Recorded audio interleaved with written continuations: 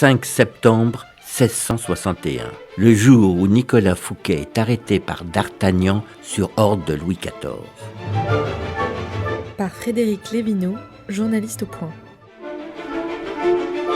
Il est souvent dit que l'arrestation du surintendant Fouquet aurait été décidée par Louis XIV après sa fastueuse réception au château de Vaux-le-Vicomte. Faux, archi faux. Depuis plusieurs mois, le jeune roi avait déjà décidé de s'en débarrasser pour au moins 2 raisons. Celle d'enrichissement personnel aux dépens de l'État et celle de complot avec le parti dévot. L'arrestation se déroule le 5 septembre 1669 quand le roi est à Nantes pour présider les États de Bretagne. Le jour précédent, Louis XIV avait convoqué au château de Nantes d'Artagnan, alors sous-lieutenant de la compagnie des mousquetaires.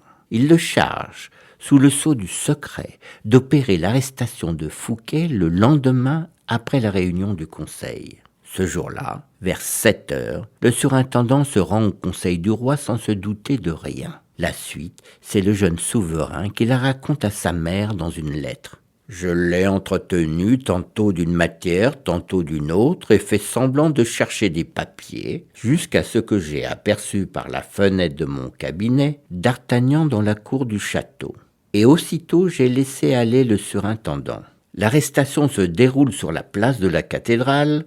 Fouquet ne tente même pas de résister. Après 3 ans d'instruction, Nicolas Fouquet est reconnu coupable de péculat par un tribunal d'exception. Mais surprise, seuls 9 magistrats sur 20 réclament la peine de mort que demandait le roi, si bien que le surintendant est simplement condamné au bannissement du royaume.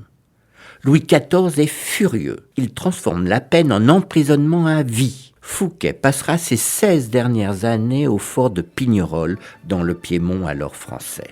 Et désormais, Louis XIV disposera de tout l'argent nécessaire pour bâtir Versailles. Une série réalisée par Megan Kieki.